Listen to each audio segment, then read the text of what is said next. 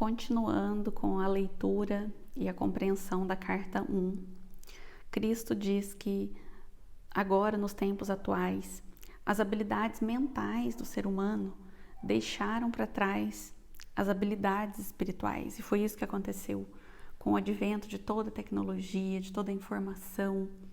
Os seres humanos foram deixando a espiritualidade num segundo plano. Todas as habilidades humanas, mentais, tomaram esse lugar das habilidades espirituais. E isso trouxe uma ameaça para o mundo. Ele chama isso de uma infecção mental. As pessoas estão opostas à natureza do divino que habita nelas, opostas ao amor incondicional.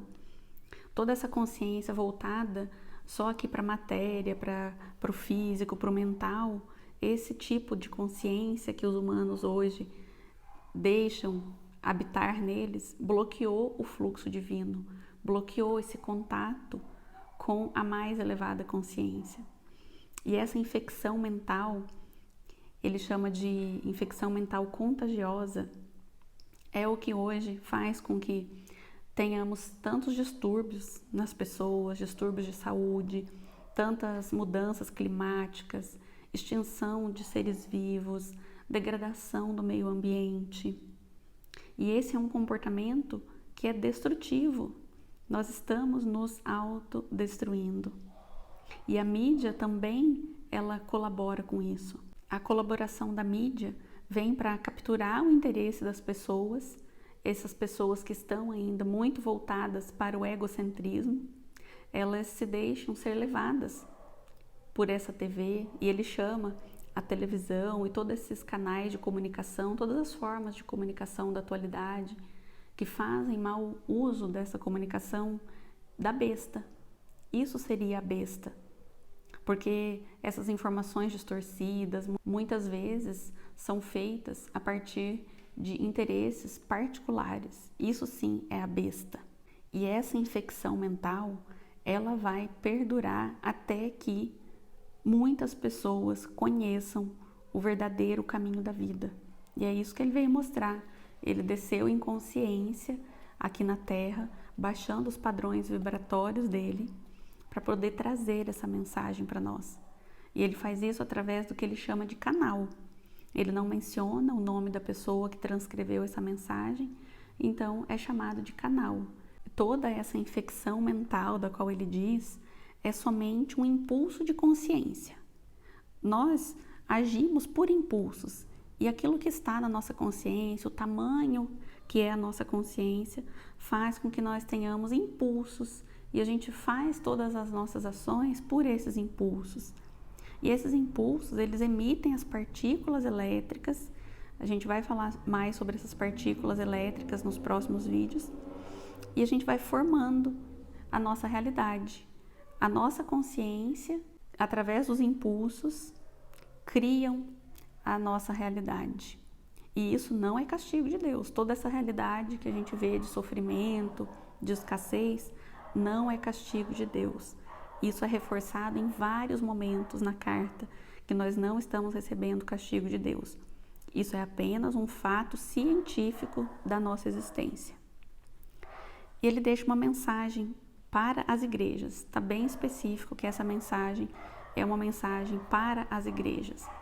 As igrejas que acreditam que há punição, que Deus é julgador, que condena. Isso não é verdade. Todos esses conceitos arcaicos precisam ser atualizados.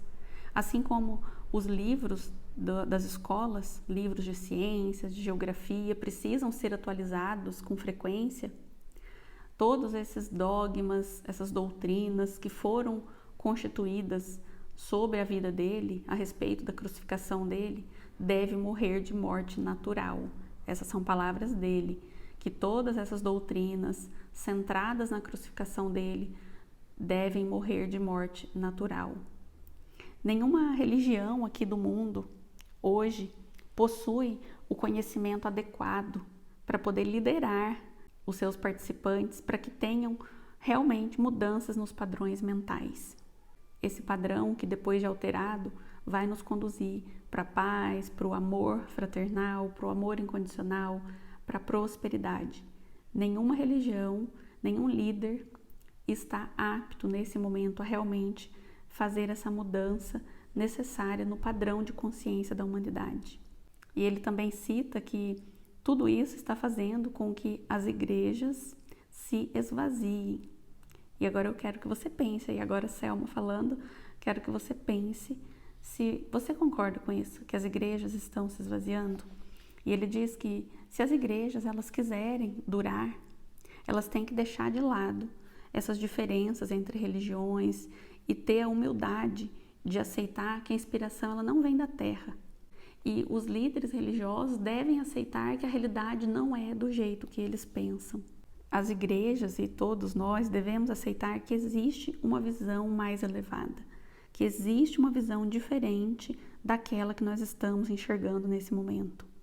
Que quando a gente tiver essa visão elevada, essa mudança de consciência, esse mundo físico do qual nós participamos, ele vai ser resgatado e vai haver uma evolução espiritual em massa.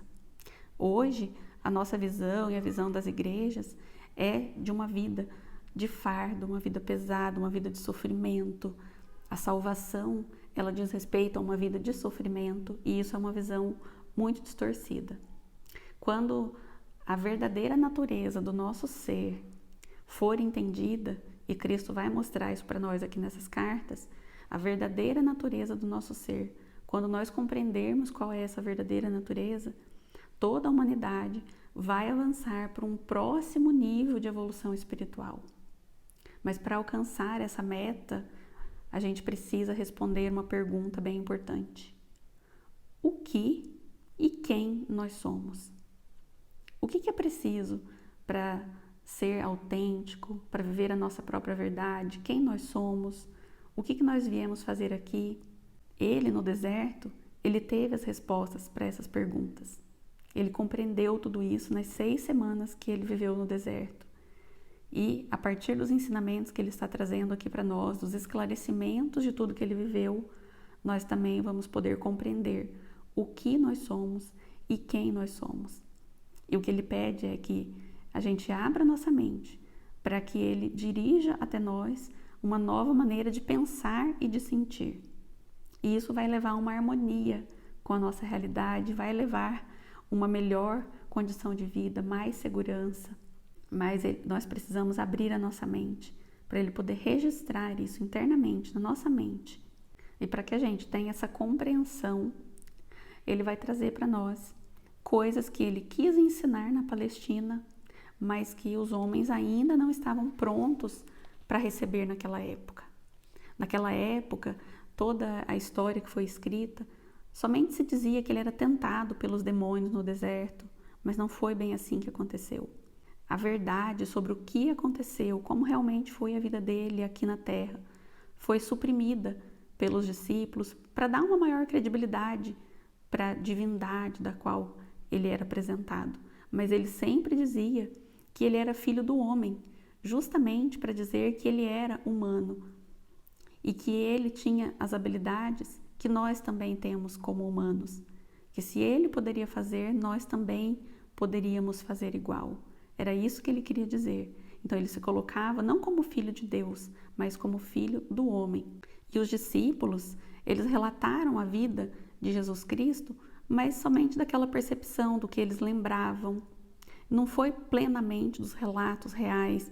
Ninguém conseguiria explicar corretamente as percepções espirituais verdadeiras que Cristo teve se não fosse ele mesmo. Por isso que ele voltou aqui na mente deste canal para trazer essa verdade que somente ele pode revelar. Somente ele pode dizer qual é a verdade.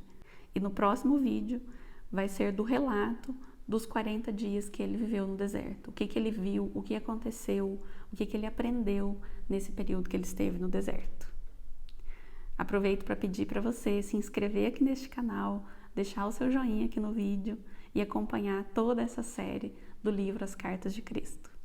Gratidão!